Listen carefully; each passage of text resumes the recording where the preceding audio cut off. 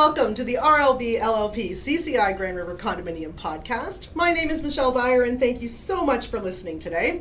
Thank you to RLB LLP for the fantastic podcast studio.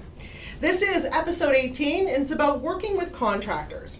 Joining me today is Bill Ryan, owner and technician of R3 Integrators, specializing in security.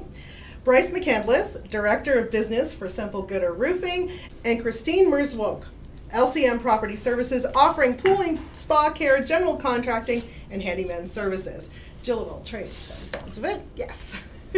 You are all no strangers to the condominium business and have been working with boards of directors and property managers for a while. Not going to give the years, but it's been lots between the three of you. Older than me between the three of you, just so you know. When boards and managers are looking for contractors, there's quite a process that can happen. It depends on the project, right? So either it's what we call a one-off, we being the property manager side, installing a camera as a one-off, or repairing a roof shingle, quick shingle, or even just a hallway clean, quick hallway clean, or a fence repair. What about the big projects? This is like, what is the very first thing that, when it comes to the big ones, the big projects, we'll get into the little ones later, but that a board or a property manager should do? Go, Bryce. The first thing they should do is determine what they're going to do, as silly as that sounds, what their budget is, what their reserve fund says, and who they're going to work with. In our case, like with a large roof project, that can be $1 million plus. Right. So they're going to work with a consultant, an engineer. Generally speaking, they're not going to sole source a contractor for something of that size. But what they got to decide is the process, what they're going to do, how much money they're going to spend, and then get some realistic expectations as to costs, timing, and the process itself. In a general sense, that's where to begin. Okay, Christine. Yeah, so for ourselves, because we're providing primarily property services, so building services staff as a building services, those are multi-year contracts. And so my first recommendation is always to have a conversation. So a lot of times boards have a general sense of what they need, or perhaps what the problems are, but they may not be aware of all of the options or solutions. So my first instinct is always to have a conversation with the board, and that can help better distill what the needs, wants, scope of work are, and then we can work, of course, with budget. But I think first to have that conversation with your trusted, service provider or contractor is very important, because we want to tailor solutions for the condos and for the boards. And the only way you can do that is by having you have to meet and have a really good conversation. So that's our starting point for sure. Okay, Bill? Very similar approach, yeah. Yeah. We need to know what the end user needs. And budget helps. We don't always get that information, of course. Yeah. I'm sure you all know that. But we need to know what you need, what you're looking for, so we can tailor fit the solution for it. So you all three said budget.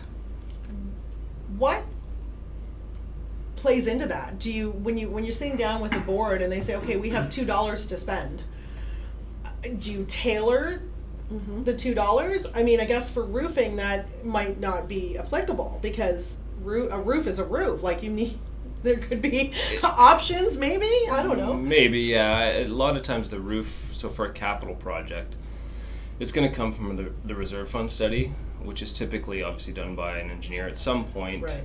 Generally speaking, it may not be up to date, or they may have a specific dollar value, say $200,000, and that's what we've set aside over the last 15-20 years, because we anticipate in 2022 you'll have to do your roof. Whether you actually need to or not is a different question. Right. And whether you have enough money set aside or not is a different question, because like any construction project, not just roofing, 2022 dollars are not as valuable as 2018 dollars. Meaning You're not getting the same amount of work done for the same money, because costs have increased tremendously. We're going to talk about that a little bit later. So that's one area of where that budget number comes from. What about for both of you? So budget is really important for us, because we offer everything from very basic level services up to white glove services. So the reason we love to have I always compare it to the show where they say, for your wedding dress, is there a budget that we should be respectful of? People are nervous to give that information because they feel like you're going to constantly go to the top end of that budget. But what it really does give us is a real idea of expectation level of service. Yeah. And, usually in the service, for us as a service contractor, it's based on labor and time. Yes. And so it's multiples of that. So you want to come in and not waste everyone's time. So it gives you an idea of how to be accurate in your pricing. And also, sometimes you can pull from different parts of the budget. So in our case, we're offering services that could be part of a maintenance budget or, part of security or supervision, repairs and maintenance, those types of things, janitorial. So we might have sometimes surprising solutions that people don't realize are possible, so they can maximize that budget. So that conversation is just a really important conversation to have. Yeah, as I can see that. As a landscaper and snow removal company, I always find it fascinating when people say, okay, our budget is X, and their snow removal doesn't come anywhere close. And there is no option for us. We can't present another solution. You need to do your sidewalks. You need to do your snow. So it's either you utilize our services based on what we're offering you, or you're going to have to get another contractor to come in and provide you with that quote. Have you ever been in a meeting where the board's getting 3 quotes and you've had to walk in and you've had to present and then you leave and then another one walks in, presents, all the and time. leaves? Yeah, very familiar. That's fun. Yeah. Is it prudent for a board to do that? Is it prudent for people to get, we'd all like to say, oh, don't get any of their quotes, don't do that because we're awesome in our contractual obligations. But the reality is it prudent? Absolutely. Yeah. I would love to have the opportunity every time to do it because I think a lot of the issue in any contracting, whether it's our service, their service, or anybody else's, it's not a commodity, but people treat it like a commodity, meaning your janitorial service is just a janitorial service, but actually what they provide is actually 2 different things, and you're going to get valued for it. So if you're looking for the value, it gives you an opportunity as a board to sit down and ask some questions, some pointed questions, especially when it comes to something like roofing is very disruptive, obviously, or can be very disruptive. It's not a small ticket item. Yeah. People know it's happening. So we can hear it happening. Exactly, you can hear it happening. So if the board has the opportunity to speak to their different contractors and ask the process, ask the steps, ask the questions they want to ask waiting till they've taken just a low bid because it's a low bid, and 6 months later saying, well, we thought we'd get this. Well, if you didn't ask the question, it's no different than buying a house or a car if you're an individual. Ask the questions and you'll get the answers. Christine? We also welcome the opportunity. The property managers, their job is to be a neutral party and to make sure that they're working in the best interests of the board. So we realize that, and that's why we work closely with them. They wouldn't be doing their job if they didn't have those things. So we know that's true. Having said that, the trick is really to make sure that you're not comparing apples to oranges. Right. And so for myself, when I go into those settings, first of all, I really appreciate it when we have the opportunity to actually meet the actual board, because I think they all like to see a face behind the name and understand who they're hiring. It also helps to lift, the numbers off the page to have that conversation, and also to understand the value that you bring. That is going to be the differentiators between companies. Those are really the big things, and that gives us an opportunity to do it. It's never comfortable to know you're being compared to anybody because you're doing your job to be the best at what you do and to be an industry leader. But it's just part of the profession and the industry. So you just have to hope for the best and do your best to present yourself, to lift yourself off the page, really. Okay. I think you summed it up too. It's the apples to apples comparison. That's what we run into. Yeah. If you don't get a chance to get in front of the board and really explain what you do, too often people just look at the end value, the end numeric value, I should say. And they say, well, this guy's this much and you're this much. We're going with him or we're going with you. Yeah. So when you get a chance to get in front of the board, you can explain your services, what you're providing for them. Yeah. And I think that makes a huge difference. I, even as a former property manager, experienced a board that wanted just the numbers. Just the numbers. Here's what we were quoting on, and in all honesty, it was security. Yeah. And they wanted the numbers. Bang, bang, bang. Here's what this person is. But they didn't want the offering. So as a property manager, I had to say, whoa, whoa, whoa. Let's talk about what you're going to get for this and what you're going to get for that. I think it's prudent to explain to board members, and I'm sure a bunch of them are listening right now, that you really need the apples to oranges is really important. You need to sit down and go, okay, so for this cost, I'm getting A, B, C, D, and E, and for that cost, I'm getting A and B. Well, our C, D, and E are important, because if they're important, then you're going to have to pay for it. And look, as a contractor, we can do anything. I can have somebody standing outside your front door, catching the snow with a shovel, as long as you want to pay for it. Exactly. And this is where I think boards get confused, is that service isn't free. It comes with a price.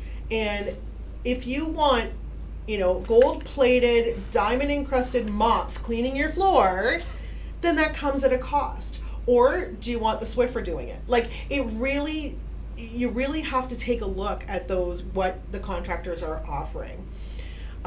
Okay, so now you've presented, you've done your presentation, and congratulations, you've received the contract. Now what? What's next? Do you want to start? Bill can start with that one. Usually, then it's, for us anyway, it's when do you want to start? We don't often get, you get in trouble with weather conditions where that's not really a problem for us. Most of our work is indoor. So then it's timelines. What are you looking at? You try and find that out a bit beforehand, but we don't have as much effect on a building as far as, if your roof's leaking, you need that repair. That has to get done. Right. Okay, so that's different. Building has to be kept clean. But with our stuff, it's kind of like an added value type service. We want security. So what's your timeline? And when can we work, like our hours? Because obviously people live in this building. We can't come in and make a racket at 6 in the morning. So that's our next approach there. We set it up that way. Plus, we have timelines on getting equipment nowadays. I'm sure you suffer with that too. It's with what's going on the last couple of years. So materials, right? Materials can are be a an issue. challenge, Yeah, we try and stock Supply things. chain issues, I'm sure. Yeah, for chain, sure. So yeah. that would be our next approach there once the contract's awarded. Just for you, Bill, do you want a deposit from the board of directors? Does it depend on what the contract costs? If we have an existing relationship with them, no. Okay. But usually with new accounts, yes. Yeah, we do ask for a deposit, especially if it's heavy with materials. Okay. Like if we're bringing a lot of equipment in, especially with new builds. Now this doesn't apply to an existing condo per se, but with new builds, yeah.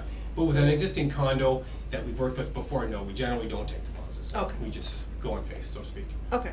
So Christine, you're multifaceted. So let's just stick to congratulations, you've received the contract. You are now going to have the janitorial service, and you're going to have a building manager on site 3 days a week. Okay. So for us, it's about staffing. So we all are aware of the staffing challenges that happen with COVID and continue to happen. And continue to happen. So for us, the start date is crucial because we're going to actively custom hire usually. So it could be internally, it could be externally, but we have quite a heavy vetting process. And so that is really important to get that into place. So that will be our primary focus, is working to staff.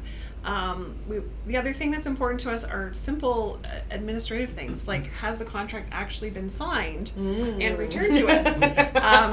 So kind of important. a year and a half. Let's divert for a second. What happens? I mean, that's important. What It is happens if you go through the whole process and nothing's been signed?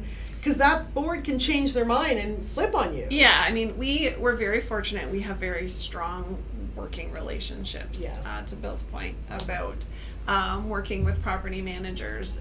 So we're able to advocate for that. We haven't had to play hardball too much, but we are. Having said that, we are becoming more firm in that. Making sure that those I's are dotted and the T's are crossed. Yeah, So, is the paperwork received? Is everything in order? Are we working towards staffing? Looking to do any large purchasing? We often are buying, very expensive commercial grade equipment to put in these buildings.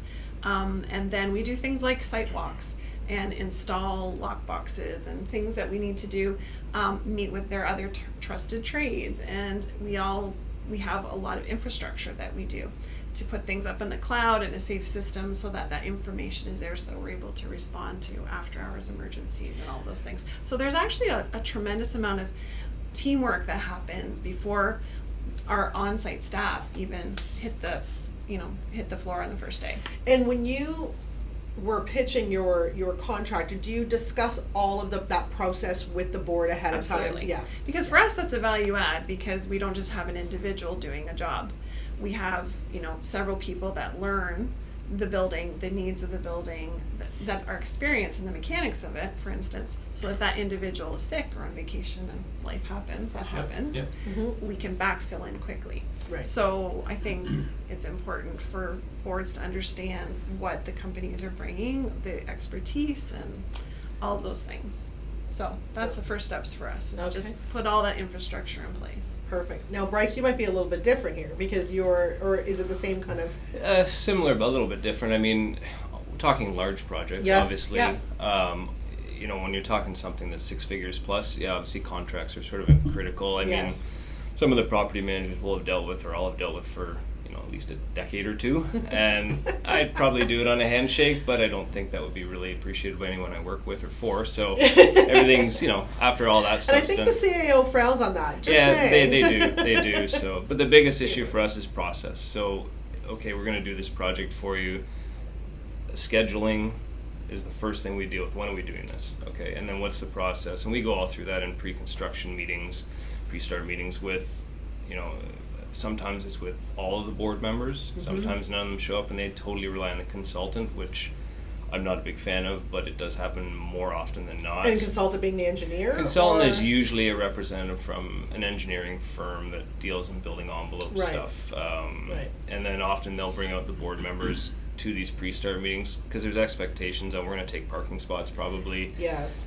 We might be needing crane areas. We might be needing freight elevators. Here's where our garbage bin's going to go. Here's every other thing that's going to possibly tick off one of your residents. Yeah. Let's deal with it up front. So when you get the angry call, and the property manager is usually at these meetings as well, so they can, because they're obviously the intermediary for all of this stuff. So if all of that is established beforehand, at least in 3 months when you start the project or whatever the time frame is, and you get that first phone call saying, why are you parking spots 1, 2, and 3? We have the documentation to say, well, because we were told to park in spots 1, 2, and 3 as per, and everyone was on this chain, and it makes it's just it's basic communication and collaboration, but it really is not that basic for everyone unless we're all involved in it. So. I always find it fascinating for those large projects like that when the board members decide not to show up and allow the property manager to handle all of it, and then they call the first phone call that it was always the board president saying, why am I hearing so much noise on the roof? Okay, the last email I sent you said roofing's starting here, here's where they're parking, here's where they're going, and you plan it all out. You can over plan it, but sometimes people just and if you have active board members or involved board members, generally speaking your project should go better, big or small, because they're aware, and if there's 3 board members or whatever, they can deal with 200 residents a lot easier that way. It's a united front. It is. We all want a united front. And the opposite applies equally well too. So. Well, that's it, right? That's it. Okay, so let's talk about some of the challenges that as contractors that we run into. We've signed the contract, we're doing the work, and well, you tell me, what are some of the challenges that you've run into? Bill's laughing. Hey, Bill, what? We've been on site where we're working away, and there's always that one gentleman not from the board usually that is very upset that the money's being spent on this project. That's what we. How could you, Bill? I know, right? Wasting their funds like that. How dare you? That's one I don't know what it is. Well, what are we doing this for? Well, why are they spending our money this way again? Because that particular person clearly wanted something else. Right. So that's other than that, generally we don't get a lot because we are providing security for their building. So hopefully they're excited to have that and happy to have that. But as you've seen as a property manager, you cannot keep everyone happy. It's just not possible. So, that's it. So you get people approaching you and discussing the terms of the contract. That's a bit of a challenge. Okay. Yeah, for sure. But other than that, generally not too many issues. We are a lot smaller scale, especially compared to roofing. We're a lot smaller scale. We can kind of stay out of people's way. Right. And we work with the board and the property manager if there's a critical area. to stay out of it or to work there first. Like, we're flexible that way to try and help the project go more smoothly. Yeah, I find that as just speaking with all three plus the landscape, that boards and property managers tend to be more involved in kind of the minutia of stuff, like more like the cameras and the landscape stuff, rather than the roofing. They kind of tend to leave that, or even the cleaning and building management side, they tend to push back and go, okay, well, you figure that out, right? It's true. As a contractor, I'm going to throw in where we have the same similar issues where, you know, our landscape crew's on site and people are coming up to the landscape, oh, you forgot this spot, or you didn't do this, or could you plant that, or could you do this over here? And it's like, whoa, they're here to do, like, and everything's we have a system, and we have work orders, and we have processes, and people don't realize that some of those processes we have to follow. And it may not look like we're going to get to those weeds right yet, but we will next week, or we will tomorrow, or we will later on. Just let us do this side first. So that's always a challenge. Christine, what are some of the challenges or maybe the biggest challenge? You've got a few, because you've multifaceted again. We few. I don't know how much time we have, but let's talk about some of them. Don't get me wrong, we love what we do, but yeah, we are very customer facing. So, you know, we have over 120 staff in maybe 70 large buildings in the region. So they're interacting with a lot of people every day, and typically our direction comes through channels, right? We get our direction primarily through the property managers who are acting on the behalf of the board. So first of all, as I've mentioned before, it's a challenge when we don't have an opportunity to meet with the boards. So I really advocate that property managers allow us to do that at least annually. We prefer quarterly, so that we can really hear from the boards themselves about problems before they become large problems. We'd like to have the opportunity to fix the little, you know, bumps in the roads, which there will always be. But what ends up happening a lot of times is we're getting information and communication from a lot of different sources, which can be really challenging for those site staff, because they're hearing from, you know, Mrs. Smith, who can't sleep and found a Kleenex in the stairwell at 4 a.m., you know, and, you know, our person is going to find that.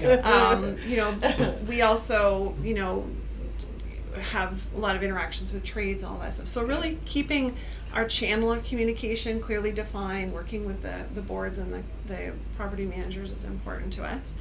I think the second thing that we struggle with a little bit, if we're being honest, is not every property manager or board will recognize the value of working with a CCI, GRC, you know, vetted partner. Yes. And so we invest a lot financially and time and you know, in encouraging the growth of that chapter. So as that type of business, we struggle sometimes to really see that people are capturing the value that brings. And then thirdly, through COVID, the staffing challenges have been challenging because we need more empathy. So people still are struggling with mental health, with stresses, with cost of living, all of those things. They're bringing that to their work. And as much as we try to be a really supportive employer, it's hard because you kind of need that from the owner, from the resident, from the property managers, and from the boards. So those are some of the real challenges. There's no easy fixes for some of those, but they're typically to do with, you know, just valuing what we do and treating each other with, you know, dignity and respect. Yeah, agreed. That's the challenge today. Bryce? I have a long list. Go ahead. I'll cut it short. No. I mean, in a typical, any construction project, smell, noise, disruption to parking, disruption to elevators, all the usual stuff. But again, if all that stuff's up front and you communicate it, there's generally not a big problem with it. The biggest challenge we have is in a general sense right now, is just materials and labor like everybody else. Right. But it's also people understanding in our industry, like as Bill said earlier, we don't work in the rain if we're actually removing your roof and putting a new one on. It doesn't. Why? Yeah, it doesn't work. Why would you work in the rain? Why would you work in that hurricane? Come on. As I've said to people many times, if you want to sign the waiver, like, we're more than happy to do it, but this is what's going to happen if we do. That's right.